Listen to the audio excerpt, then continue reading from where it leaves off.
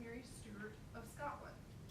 This is, I believe, showing a reader who, while not making any overt textual marginalia comments or anything, showing their internal beliefs and political leanings by illuminating that they were possibly a Catholic recusant or a Mary Stuart sympathizer, as she should have taken the throne instead of Elizabeth, by what is noted and also what is not noted. And we can see that by starting to have data to know what should be there, and when it's not, noticing a pattern. In the Newberry Library's copy of Edward Hull's Chronicle, it shows a focus instead on Henry's argument for the divorce and the failure of Catherine of Aragon to give birth to a son that lived. The reader also notes Anne Boleyn being made Marchioness of Pembroke in 1532, an event that was very unique because it's the first hereditary peerage granted to a woman in England, and the birth of her daughter Elizabeth.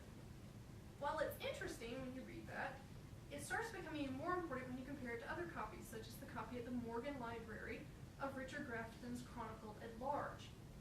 Because actually the Morgan copy and the Newberry Library copy of the two different chronicles follow very similarly in the marks and the events that they are looking at, right down to the exact time when Anne was made Marchioness in 1532. So it shows that specific moments, and particularly specific sets of moments, are often tied together and are noted and seen as such by different early modern readers.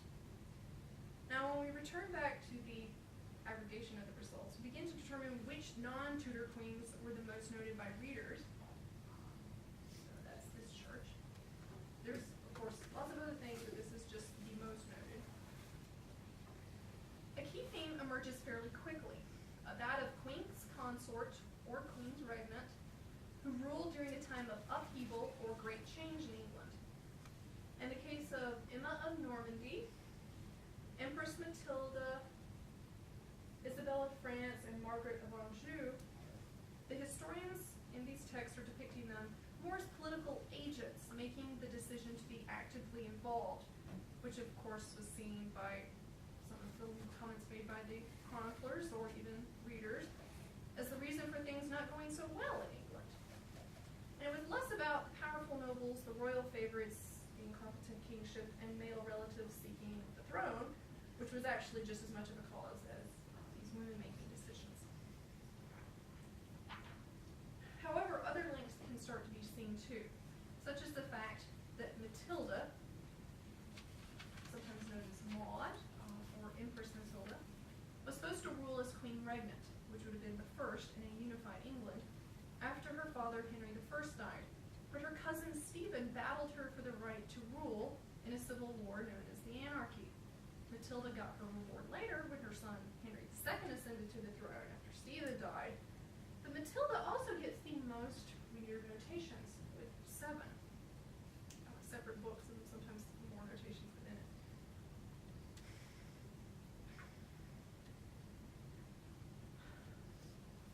And it's also for practically every part of her life, unlike the other queens, which were normally noted for when they got married, when they gave birth to sons, and or when they died. So it notes all of her marriages, it notes her father making the nobles swear to put her on the throne, her coming to England, her raising an army, it notes every aspect of her life practically, sometimes multiple times. The connection on why are they noting her more than anyone else can start to be seen when we compare it back to the rates for Tudor era queens, when the two queens regnant, Mary and Elizabeth, have some of the highest notation rates beside of the other major events that started the Henrician Reformation with Catherine and Anne.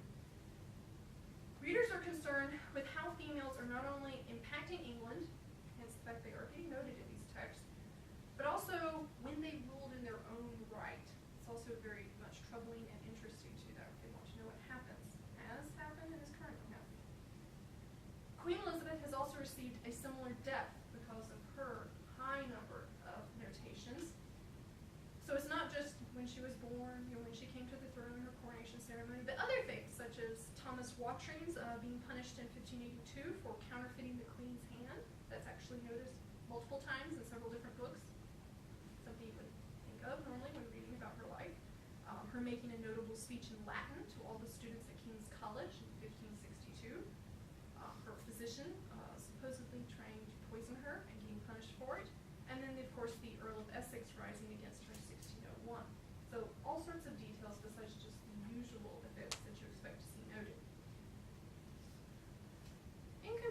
focusing not only on how queens were depicted in chronicles, but which aspects were noted by a variety of readers, opens up a new avenue of seeing what users found important in these histories, which can lead to further discoveries.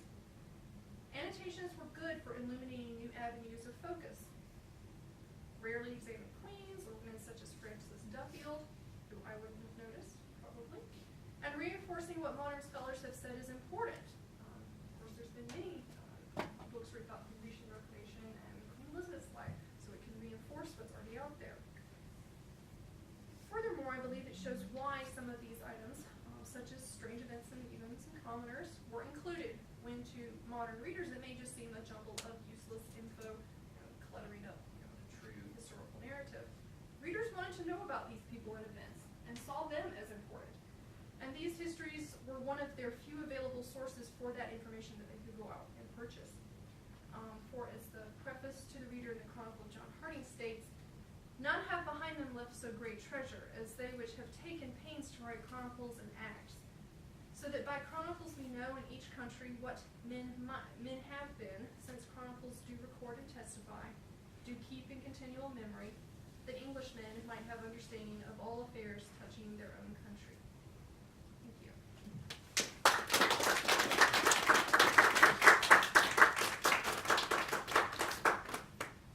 Well, I hope that we have some questions for either one of our speakers, so maybe if both of you would be willing to come up to the front. Just have you sit here if people can hear. Oh, I'm trying to put that chair over here. Okay, come on down here. So, does anybody have a question you'd like to ask either of our speakers? Steve? Yeah, I have a question for Andrea. Andrea, I noticed some of your examples had written marginalia to the printed marginalia provided by the printer or editor. Have you done a breakdown as to what that might suggest as to whether a particular reader actually got to the main body of the text or was just hitting the bullet points, or if that contributed to calling attention to women's appearances in the chronicles? Could you talk about that, please? I have noticed those instances. Sometimes they're just underlining them, and as you said, sometimes they're actually writing out exactly next to the printed annotation provided. Sometimes it appears as though they are, I guess as we would with Post-it notes or something, just to make it stand out. They recopy sometimes exactly the printed annotation, so they'll put the same exact words down, but it stands out, of course, because they've rewritten it out. It just doesn't look like a blank page. They also could be that maybe instead of as something to help them remember it, it could be them just practicing writing. Sometimes I've noticed that they use the numbers or a fancy woodcut initial or something and try practicing and using it right next to the text. So sometimes it's practice, sometimes it's them trying to make it stand out, and sometimes it's them like adding to it or abbreviating a little bit, because sometimes those printed annotations on the side, I didn't show an example, can get pretty long, the glosses. So sometimes they just use it as a way to point out which one on the sea of printed annotations on the side they want to look at, so they'll write a manicule or put a little bit of like a date or something next to it. Sometimes they've corrected the printed annotations or added some dates to it. Because towards the ends of these chronicles, as you get closer to the time you're living in, they start writing more, so it's longer in between when you see the actual year written at the top of the page. And sometimes they're just repeating the year so they can remember it when they flip to that page, and they'll add it below the printed marginalia they're interested in. I think they're using it because it's been providing as a way for them to not have to write all of it. Sometimes they use it, sometimes they copy. They are noticing for sure. Thank you. Anyone else have a question you'd like to raise? I have one for Dr. Purdon, and my question is, how did you get interested in this topic, and what comes next? Well, the way I got interested is because I read the letter books over at the library, and I was curious about the second city dimension to the Cook's Tale, and I wanted to discover just how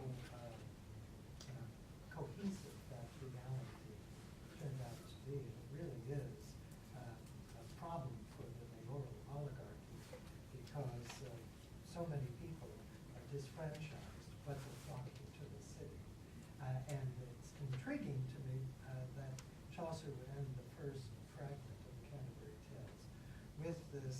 destabilizing uncertainty of the new population coming to the city. What he's done in the previous tales in the first fragment is to shock the audience in terms of its expectation regarding the source material that the characters rely upon to tell their tales. And so what we see when you put all the tales together, including the general prologue in the first fragment, is an undermining, destabilizing